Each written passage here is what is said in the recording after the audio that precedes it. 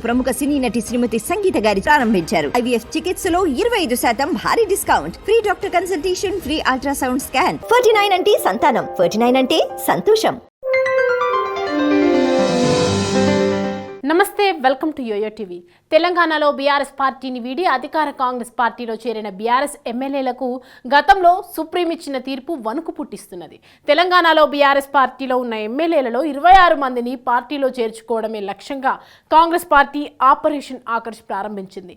Khairatabad MLA Danam Nagender మొదట చేరగా మిగిలిన 9 మంది ఎమ్మెల్యేలు వివిధ సమయాల్లో కాంగ్రెస్ కండువాలు కప్పుకున్నారు.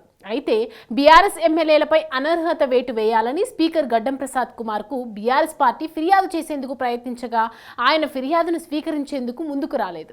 దీంతో బీఆర్ఎస్ పార్టీ హైకోర్టును ఆశ్రయించింది. హైకోర్టు సూచన మేరకు ఫిర్యాదును స్వీకరించక తప్పని పరిస్థితిలో స్పీకర్ దానిని తీసుకున్నారు. అదే సమయంలో పార్టీ మారిన వారిపై అనర్హత వేటు వేయాలని బీఆర్ఎస్ హైకోర్టులోనూ పోరాడుతున్నది. ముఖ్యంగా దానం నాగేందర్ మీద వేసిన అనర్హత పిటిషన్ పై వేగంగా విచారణ కొనసాగుతుంది. ఒక్క జూలై నెలలోనే 3, 8, 17, 22, 26 తేదీలలో హైకోర్టు విచారణ చేసి ఇరుపక్షాల వాదనలు విన్నది. ఈ నెల 30న హైకోర్టు తన నిర్ణయాన్ని వెల్లడిస్తుందని భావిస్తున్నారు. హైకోర్టు నిర్ణయం తర్వాత బీఆర్ఎస్ ఈ అంశం మీద సుప్రీంకోర్టుకు వెళ్తారని తెలుస్తుంది.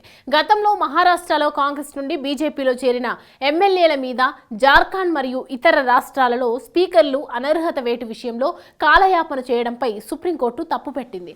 విచక్షణ అధికారం పేరుతో సాగదీయకూడదని వారికి 90 రోజుల వ్యవధిని నిర్ణయించింది.